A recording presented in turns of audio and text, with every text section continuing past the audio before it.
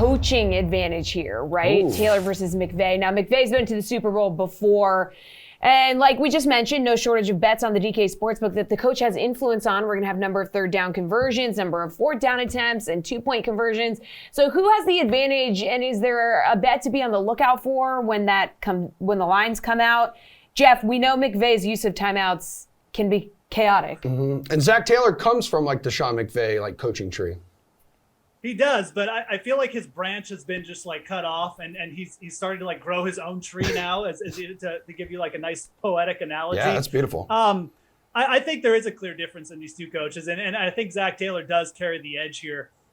He's a coach that just seems like I mentioned, he seems to have evolved a little bit this year, and it's shown out in some of the things that have happened throughout the year. This was a team that went really run heavy at the start, but if you look at Cincinnati, especially over the last 3 games, Joe Burrow has averaged over 36 pass attempts per game. So they're going back to a little bit more of a pass-heavy approach. And to me, that's really him playing the matchups. And again, the matchup here dictates that, they're going up against a Rams rush defense, which is top 3. I think that one thing you should be looking for is to take the over on things like Joe Burrow's passing yards, Joe Burrow's pass attempts, because I think that when you look at Zach Taylor and the way he's been calling games of late, that's something you should be able to take advantage of in the props this week. So when those come out, or if they're already out on the DraftKings Sportsbook, something to look for. In terms of third down, fourth down conversion rate, I would probably take the under on McVay. Like I said, he's a guy who likes to settle for field goals. So if there's anything out there, will a coach go for fourth down? How many fourth down, attempts will there be?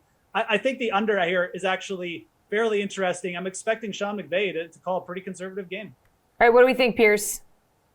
Well, for me, you want to look at coaches, there's just kind of 2 dimensions. There's the X's and O's, and then there's the human aspect of it. You look at Belichick, and he knows how to do the X's and O's, and he knows how to motivate his players. When you look at these 2 coaches, they're a little bit different. McVay definitely is an X's and O's genius, but when it comes to motivating and getting his team to execute, play in, play out for 4 quarters, they don't get it done. And then you see kind of the opposite from Taylor, even though I think Taylor is a decent X's and O's guy. He's clearly a motivational quarterback or coach. He definitely understands the human aspect of it. His team was down 21 points at Kansas City. That game was over, and they found a way to come back. They found a way to stay in the other 2 previous playoff games. I tend to favor that type of coach. I'll take a Dick Vermeil over a Mike Martz any day. And I think Sean McVay, he can call the right plays, even though sometimes he doesn't. But keeping his team's head in the game, keeping them motivated, he lacks that. And I think the Bengals end up winning because of it. All right, AJ, real quick. We got under a minute here.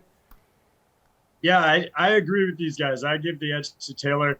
I did not think we'd have a Dick Vermeil reference today. So kudos to Pearce on that one. Look, one prop in this kind of category that I'll throw out there real quick. The successful 2-point conversion comes in at plus 250 on the DK Sportsbook. I actually like that one, so go take a look at that.